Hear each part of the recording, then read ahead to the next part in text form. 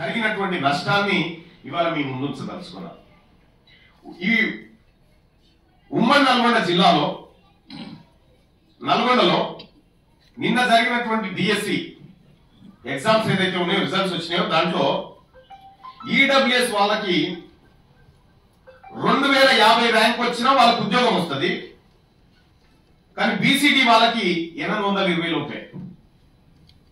2000 rank వస్తే వాళ్ళకు ఉద్యోగం వస్తుంది. బీసీడీ వాళ్ళకు 820 మార్కులు వస్తే 20 ర్యాంక్ వచ్చే 21 వచ్చినా రాదు. అదే ఆదిలాబాద్ జిల్లాలో తీసుకుంటే బీసీడీలకు 228 ర్యాంక్ వస్తే ఉద్యోగం రాలే. కానీ ఈడబ్ల్యూఎస్ 1948 ర్యాంక్ వచ్చినా కూడా ఉద్యోగం వచ్చింది. ఇక్కడ ఎస్సీ ఎస్టీల కంటే కూడా అత్యధికంగా లబ్ధి పొందుతున్నటువంటి వర్గంగా ఇవాళ ఈడబ్ల్యూఎస్ తయారైపోయింది. వాస్తవానికి ఇట్లా అన్ని జిల్లాల్లో జరిగినటువంటి ఘోరం ఇదే. వాస్తవానికి రాజ్యాంగం ఏం చెప్తా ఉంది, సామాజికంగా విద్యాపరంగా వెనుకబడినటువంటి వర్గాలకు రిజర్వేషన్ కల్పించడం ద్వారా ఎదిగినటువంటి వర్గాలకు సమాన స్థాయిలో వాళ్ళు ఎదగగలుగుతారనేది రాజ్యాంగం ఆలోచన. కానీ నరేంద్ర మోడీ ప్రభుత్వం దుర్మార్గంగా కర్కశంగా ఈడబ్ల్యూఎస్ కోటాను 10% ఫిక్స్ చేస్తూ ఉభయ సభల్లో బిల్లు పాస్ చేసి రాష్ట్రాలకు అప్పచెప్పారు. రాష్ట్రాల్లో ఇంప్లిమెంట్ చేయాలని లేదు, తమిళనాడు మేము చేయకపోయని చెప్పేసింది. కేవలం అక్కడ 2 నుంచి 3% మంది కంటే ఎక్కువ ఉన్నారు.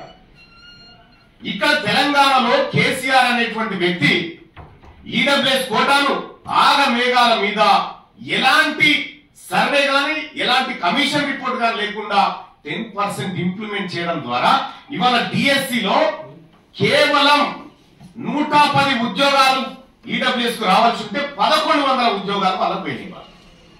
ఇలా గ్రూప్ 1లో అదే పరిస్థితి, ఐఏఎస్ లో అదే పరిస్థితి, ఎక్కడ చూసినా ఇదే దుర్మార్గం జరుగుతా ఉంది. కాబట్టి ముఖ్యమంత్రి గారిని రిక్వెస్ట్ చేయడం జరిగింది. ఇక్కడ మా బీసీ ప్రజలు నష్టపోతా ఉన్నారు. ఒక బీసీలే కాదు, ఈ ఈడబ్ల్యూఎస్ కోటా 1 or 1.5% ఫిక్స్ చేస్తే మిగిలినటువంటి 8%, 8.5% ఓపెన్ లో కలిపితే అందులో ఓసీలకు కూడా అవకాశం ఉంటుంది. వాళ్ళు కూడా పోటీ చేసుకునేటువంటి ఏది ఆ ఉద్యోగాలు సంపాదించే అవకాశం ఉంటుంది. కానీ ఇక్కడ అలా జరగడం లేదు. ఇది బీసీలకు, బీసీ నిరుద్యోగ యువతకు జరుగుతున్నటువంటి అన్యాయాన్ని 3వసారి ముఖ్యమంత్రి గారి దృష్టికి తీసుకుపోవడం జరిగింది. ఆయన అతి త్వరలోనే ఈ సమస్యను పరిష్కరిస్తామని చెప్పడం జరిగింది.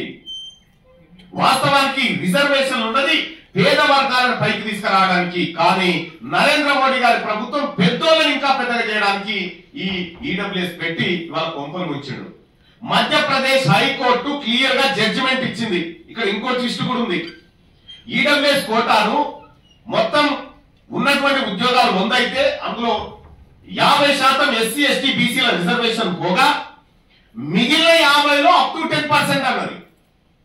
మిగిలిన 50లో అప్ టు 10% అన్నది. కానీ కేసీఆర్ దుర్మార్గంగా ఈ 100 నుంచి 10% తీయడం వల్ల ఇలా వేలాది ఉద్యోగాలు పొందడంలో బీసీలు నష్టపోతా ఉన్నారు.